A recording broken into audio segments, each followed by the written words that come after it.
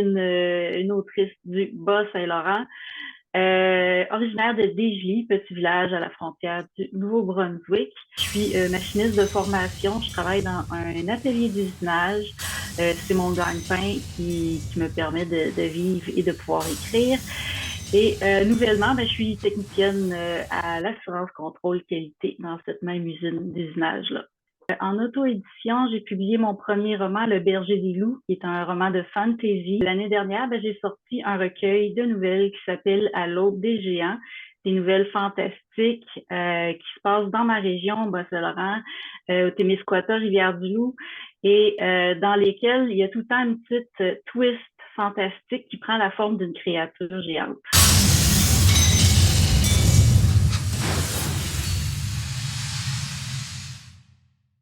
C'est une uchronie de style steampunk qui se déroule dans un Rivière-du-Loup alternatif, puis qui est quand même assez sombre parce que j'ai mon personnage, lui dans le fond, il fait un métier traditionnel qui est forgeron. Il y a la révolution industrielle qui lui fait une forte concurrence. Il y a beaucoup de difficultés à dealer avec ça. Fait qu'au niveau de sa santé mentale, ça va pas très bien. Fait qu'on explore un peu tout ça. Puis il y a comme une menace d'un fléau, d'une maladie qui pèse sur la ville. Et lui, il va se mettre comme en tête d'essayer d'enrayer le fléau.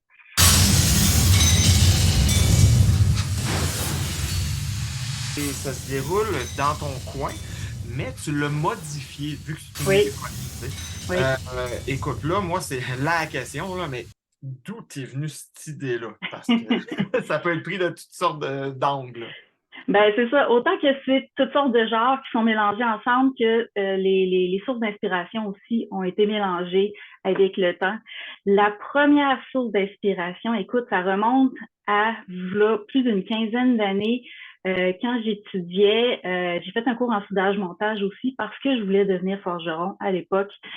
Et j'avais rêvé une nuit qu'il y avait comme une espèce d'entité qui m'avait annoncé qu'elle allait avoir une peste, puis que je devais forger une lame pour tuer un peu là, la personne qui allait répandre la peste. Fait que j'avais essayé d'écrire une nouvelle par rapport à ça, puis évidemment, comme c'est un rêve, je connaissais pas la fin, je m'étais réveillée avant la fin. Fait que j'avais aucune idée de comment finir ça, j'avais aucune idée dans quelle langue prendre ça. Je me suis pris à plusieurs reprises pour essayer d'écrire cette histoire-là, puis ça venait jamais. Fait que ça a été beaucoup plus tard. Moi, je suis pas mal fan de littérature zombie, mais j'avais envie de lire une histoire de zombie qui était différente de ce qu'on connaît, le post-apocalypse contemporain où on suit un groupe de survivants. Je voulais sortir de ça puis aller dans un autre univers, aller dans le fantasy, tu sais, quelque chose comme ça. Fait que c'est ces deux idées-là qui sont croisées puis qui se sont mélangées ensemble. Puis quand j'ai commencé à l'écrire, là, ça a vraiment débloqué. J'ai vraiment trouvé l'angle dans lequel je voulais prendre là, mon histoire de peste. Fait que au début, c'est ça, c'était une histoire de fantasy. Le premier jet que j'avais écrit, ça se passait dans un univers complètement imaginé. Mais le manoir, là, le lieu dans lequel une des scènes se passait, je m'étais inspirée du manoir seigneurial ici à Rivière-du-Loup.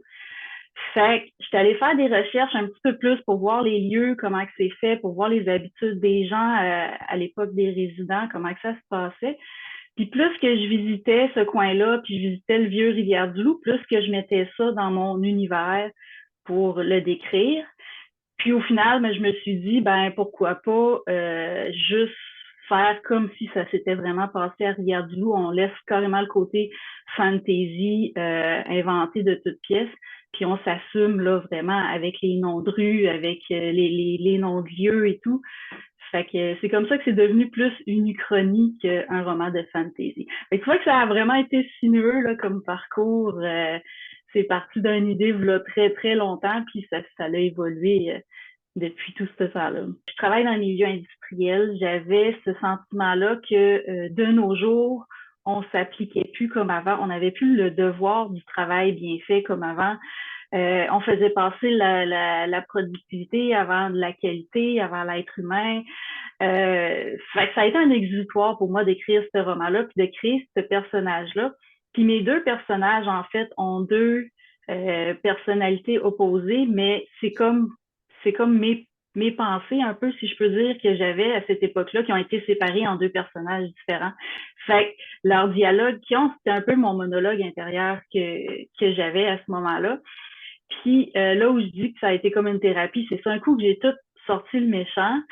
La première fin à ce livre-là était quand même assez sombre, assez ça finissait très mal. Puis au fil des réécritures, ben là, tu vois que mon esprit a comme fini par accepter un peu le monde dans lequel on vit aujourd'hui, ces mentalités-là. J'ai fait la paix avec ça, puis je pense qu'au final, là, ça a apparu là, dans mon écriture après les retravails et tout. Fait que je suis plus du tout dans l'état d'esprit que j'étais quand je l'ai écrit à la base, mais l'écriture de ce livre-là a vraiment été un processus pour moi pour comme accepter les changements auxquels on fait face. Lui, c'est la révolution industrielle. Là, nous, aujourd'hui, on est dans la révolution technologique. On se pose beaucoup de questions. On est nostalgique d'avant. On veut retourner à des valeurs plus proches de nous. Fait que ça, c'est comment arriver à jongler avec tout ça. C'est un peu ça, en fait, là, qui se passe dans mon roman, mais avec des zombies, puis avec un roi méchant, puis de l'action et tout.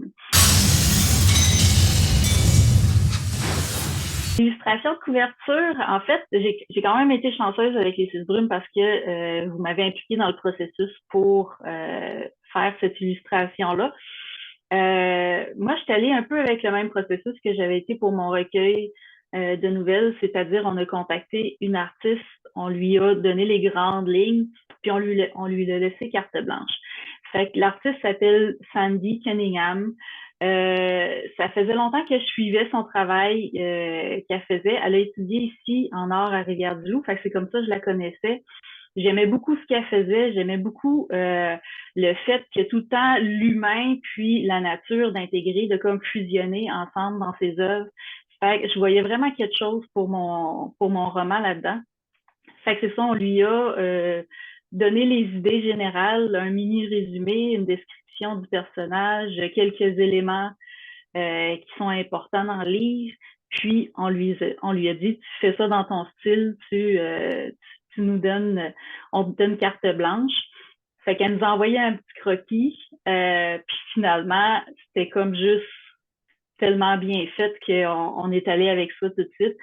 Ça a vraiment bien été. Elle nous a fait la toile, je pense, en dedans d'une semaine. Elle a réussi à créer cette œuvre-là de toutes pièces. C'était vraiment magnifique. Au point où, je sais pas si vous la voyez derrière moi, je l'ai acheté parce que c'est la première fois que j'ai la chance aussi de travailler avec une artiste qui peint sur un support physique.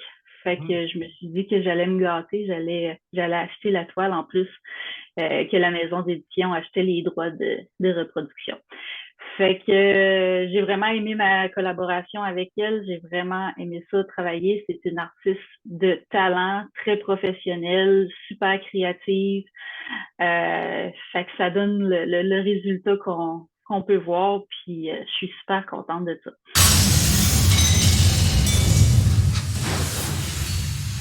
Ma mère, quand on était petite, elle nous racontait des histoires, puis elle nous mettait en vedette, moi puis ma soeur, dans les histoires qu'elle nous racontait.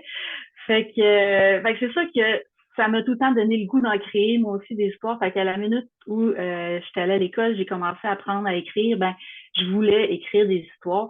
Puis le côté imaginaire, je pense que c'était vraiment mon imagination qui était très, très florissante, qui était très étendue. Fait que il y avait tout le temps de la magie qui trempait dans mes trucs. Il y avait tout le temps du mystère, ces trucs-là, ça m'a tout le temps fasciné. Ça a tout le temps fait partie de moi, en quelque sorte.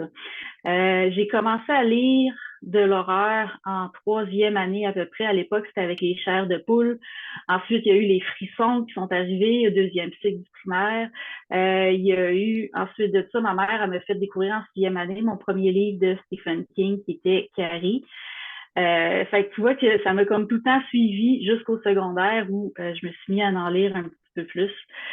Puis vers la fin du secondaire, là, j'ai pogné là, Tolkien puis le fantasy. Fait que c'est un peu tout ça là, qui a formé mon imaginaire puis pourquoi que je suis plus attirée par les littératures de l'imaginaire que la poésie ou le contemporain ou quoi que ce soit. Et, puis l'écriture, est-ce qu'elle est venue tôt dans ta vie ou plus tard? Je pense que je me rappelle pas beaucoup, mais tu sais, on faisait des petits quiz là, quand on était au début primaire. Là, ils nous disaient qu'est-ce que tu veux faire plus tard dans la vie. Puis moi, ça a tout le temps été auteur. J'ai voulu être auteur de bande dessinée à un certain moment, mais ça a tout le temps comme varié. Puis c'est vraiment au secondaire là, que ça a été plus auteur.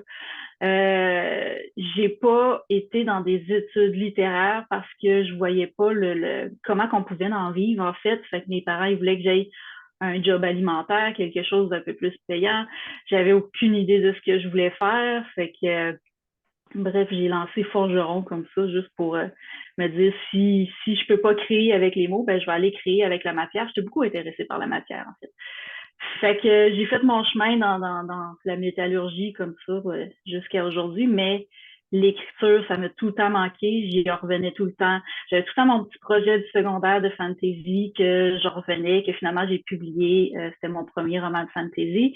Mais bref, c'est ça, ça faisait partie de moi. C'était comme une nécessité, c'était vraiment un besoin de, euh, de sortir de mon quotidien, d'avoir un équilibre entre ce côté-là aussi qui était plus manuel versus le côté qui était plus créatif. Fait que bref, ça m'a tout le temps suivi depuis que je suis toute petite. Tes deux personnages sont vraiment intéressants, mais ton forgeron, je le sentais vrai. Parce que Mm-hmm. c'est ça, tu t'y connais, c'est ça, là, le travail avec Ben, les mains. puis honnêtement, j'ai longtemps hésité avant de parler de des choses que je connaissais dans mes histoires parce que j'avais tout le temps cette peur-là que les lecteurs différencient pas le personnage de l'auteur. Fait que j'ai tout le temps gardé une distance. Tu sais, mes premiers personnages, puis même dans celui-là, c'est des personnages masculins. Fait que je voulais comme garder cette distance-là par rapport à moi. Parler du métier de forgeron, le faire ouvertement, ça n'a pas été avant que finalement je décide de ne pas être forgeron. Fait que, fait qu'il y a tout ça que je voulais garder loin de moi, une distance entre moi et le personnage. Mais au final, j'ai vraiment découvert que c'est ça, c'est vraiment mon expérience personnelle qui rend mes histoires uniques, qui les rend différentes de ce qu'on est habitué de lire. Fait que j'ai vraiment plus été à fond là-dedans avec le projet Ténèbres là, pour décrire l'environnement, pour décrire. Au début, il n'y avait pas les scènes qui se passent dans des usines. Fait que ça, j'ai rajouté ça par la suite. Fait que je me suis servi de mon expérience personnelle un peu pour, évidemment, on n'est plus dans les années 1800 là, dans les usines, je vous rassure, on a de la santé et sécurité maintenant, mais ça me donnait quand même une bonne idée là, de comment les machines fonctionnent et tout. C'est un peu comme un scientifique qui écrit de la science-fiction, un peu si on veut. Là. C'est un peu ça. J'ai ma petite touche d'expertise sans rentrer non plus là, dans le très détaillé, très les mots du métier et tout ça. Là. Fait que je pense que Ah, ça donne une touche de réaliste, mais quand même accessible là, à tous et à toutes.